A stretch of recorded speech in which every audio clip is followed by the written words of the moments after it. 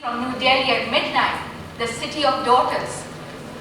We see these writers with formal journalistic, although Allama Shahid Ali was a poet, but other journalistic writing trainings, like Iftihar Gilani, who is one of our panelists, who is in Turkey right now, but somebody is going to replace him, who is also one of our panelists, and Basharat Peer writing his telling memoir, Curfewed Night, Mirza Wahid's The Collaborator. Our session is chaired by our Dean of Faculty of Social Sciences, Professor Dr. Muhammad Safir Awan, and I'm going to invite my first speaker, but before I do that, the format of this session is going to be that we are going to shortly speak about the literary aspects of Kashmiri writings, and then we are going to have a very good interactive session. I hope that, and I'm sure that your buses would be delayed a little bit, so don't fret about those things, that you have to reach the buses in time. So,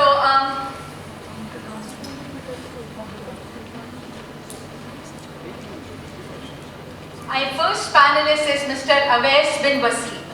Awais bin Wasi is an academic and a researcher focusing on Kashmir issue and India-Pakistan relations. And Wasi also contributes regularly op-ed pieces for the News International on Kashmir and India-Pakistan relations. So, Mr. Wasi, I would request you to kindly, if you would like to, thank you, sir.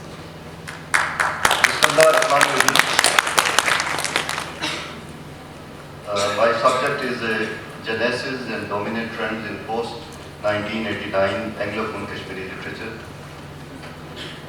The Honorable panelists, Honorable Chair, and the distinguished panelists, ladies and gentlemen, my dear students, I would very briefly talk about the genesis, the roots of this literature, which I call post-1989 Anglophone Kashmiri literature, and some of the dominant trends which are there in this literature. Kashmir captured literary imagination for thousands of years. The valley witnessed literary production in different languages, notably in Sanskrit, Persian, Kashmiri, and Urdu. In all the languages, works of worth have been produced. The current wave of literary writings in English, which I call post-1989 Anglophone Kashmiri literature, does have its roots in the literature of far past, but it's mainly influenced by the writings of Kashmiri American poet Agha Shahid Ali. Before Agha Shahid Ali, there was an absence of native voice in Kashmiri English literature, though some travelogues and other writings in English by the non-native speakers, especially the Europeans, did exist. Shahid Ali is the country without a post office, published in 1997, which was originally named as Kashmir without a post office, primarily influenced the latest wave of Kashmiri writers in English. The most celebrated writers of this wave, namely Mirza Wahid and Basharat Peer, their writings have a deep influence of Agha Shahid Ali's writing. For example, the very name of Curfewed Night, an autobiographical fictional memoir that depicts harrowing portrait of Kashmir of 1990s, was borrowed from one of the verses of Shahid Ali's famous poem, I See Kashmir from New Delhi at midnight. I quote here the verse. The city from where no news can come is now so visible in its curfewed nights. Similarly, the first English novel by any native Kashmiri writer, The Collaborator, published in 2011, also starts with the Agha Shahid Ali's poignant verses from the same poem, I See Kashmir from New Delhi at midnight. I won't tell your father you have died, Ridwan, but where has your shadow fallen like cloth on the tomb of which saint or the body of which unburied boy in the mountains, bullet torn like you, is blood sheer rubies on Himalayan snow. These two pioneering and trendsetter works set the stage for a number of literary works ranging from novels, short stories, autobiographical memoirs, testimonials, and prison memoirs. They include some of the names I can share with you: Torchbearer in Dark Circles by Ghulam Nabi Gohar, White Man in Dark by Rumana Makhdoumi. She is a doctor, pathologist of occupation and resistance by Fahad Shah, The Half Mother by Shahnaz Bashir, The Half Widow by Shafi Ahmed, Shadow Beyond Ghost Town by the same author, The Book of Gold Leaves, Mirza Waheed, Residue by Natasha Kaur, Lost in Terror by Naima Ahmed Mahjoor, also translated in Urdu, titled as Dahshatzadi. The Graveyard by Tawfiq Wani, Jaffna Street by Mir Khalid, and The Sun Never Rose Again, Jahangir Majazi, The Garden of Solitude by Siddhartha Gigo, Our Moon as Blood Clots, The Exodus of the Kashmiri Pandits, A Long Dream of Home, The Persecution, Exile and Exodus of Kashmiri Pandits by Rahul Pandita, by Siddhartha Gigo, and Varad Sharma. The prison memoirs include the two important ones: My Days in Prison by Iftikhar Gilani and Prisoner Number 100, an account of my nights and days in an Indian prison by Zumurda Habib. All these writings written by native Kashmiri writers can be termed as life writings. Now, I will talk about the trends, the dominant trends, the key themes in this literature. Number one, this is for the first time in the recent history of Kashmir that the people of Kashmir have started telling their own tales in English. Earlier, their stories were mediated by non-Kashmiri writers. This literature by the natives manages to seek attention, especially in the global literary circles, having ravishing reviews and generating debate on human angle of this issue. Number two, these works could be classified into two streams, the works I have just shared with you. One composed by the native Muslim authors and the others produced by Kashmiri Pandits. Though both share the common themes of violence, trauma, and repression, but Pandits' works are by and large dominantly marked with the themes of displacement, predicament of Pandits, exile, and nostalgia. Number three, the post-1989 Anglophone Kashmiri literature is not confined to conventional genre of literature which include novels, short stories, and poetry, but it also includes the distinct literary genre of testimonial. Testimonial is the first-person narrative by the marginalized author, mostly by women, who have faced inequality, oppression, or marginalization.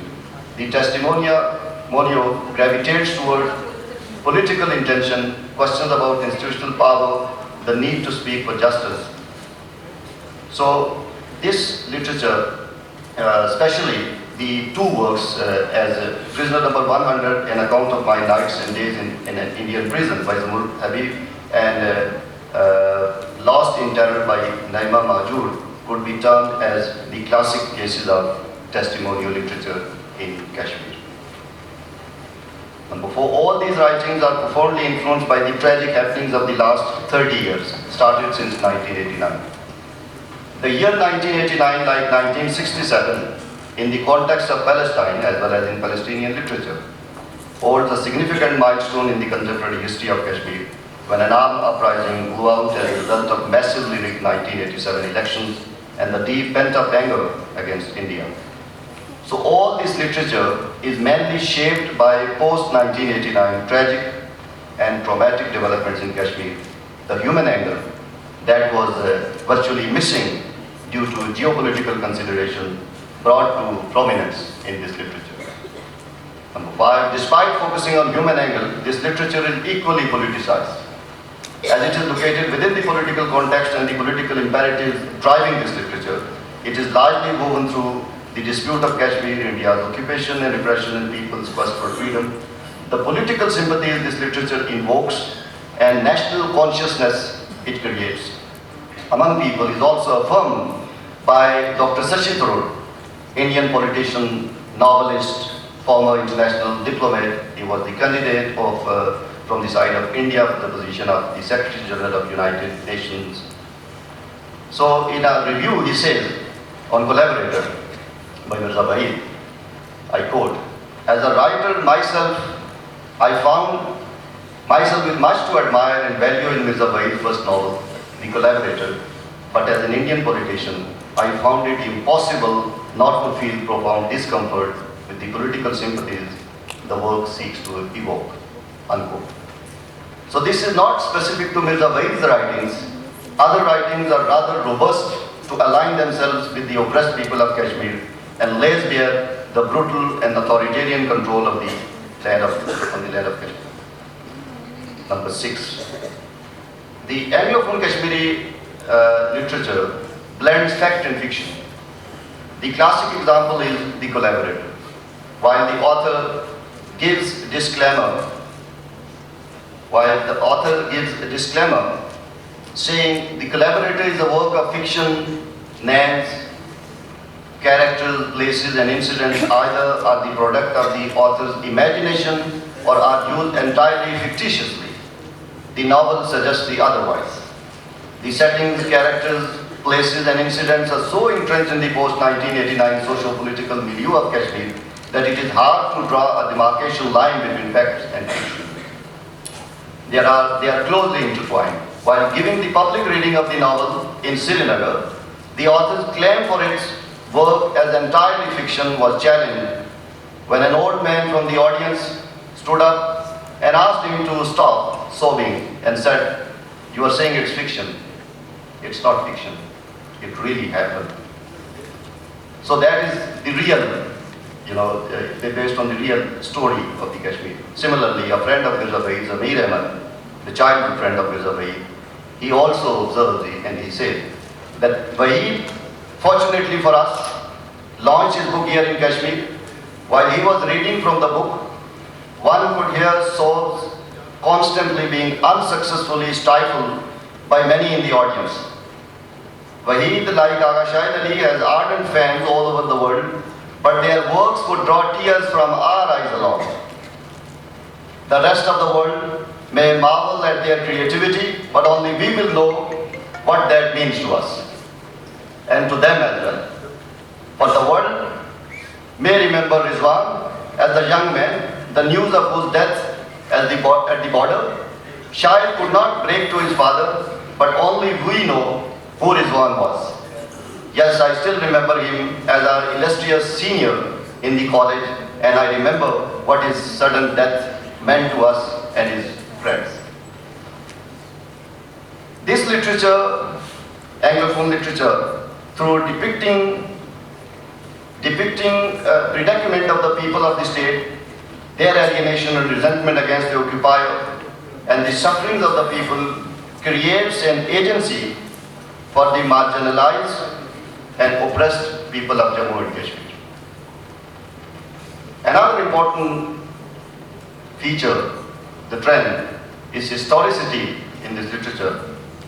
The use of history is an attempt to preserve the history of a people and their national culture, as well as from a perspective that is being denied to them by the occupying powers, as they churn their own narratives, aided with the power and muscle that those occupied have no recourse to. In Anglophone Kashmiri literature, there are many such historical reference points, both from the far past and during partition or post-partition phase, which establish connection with the past and line it with the reality of presence. The historical references of the dark night of occupation started since Mughal occupation, which continues till today. The references of Baba Khatun, Nuruddin Rashi, Amir Kabir Ali Hamdani not only reflect a certain phase of Kashmiri history, but they play a pivotal role in constituting Kashmir's syncretic culture. Similarly, the key historical events surrounding the partition, especially the tribal attack, Sheikh Abdullah's political machinations and the post-1989 developments are included in this literature. This literature is also heteroglossia in nature, representing a variety of discourse, perspectives and voices, thus making this narrative not only the works of art and literature, but also of history, ideology, politics, and culture.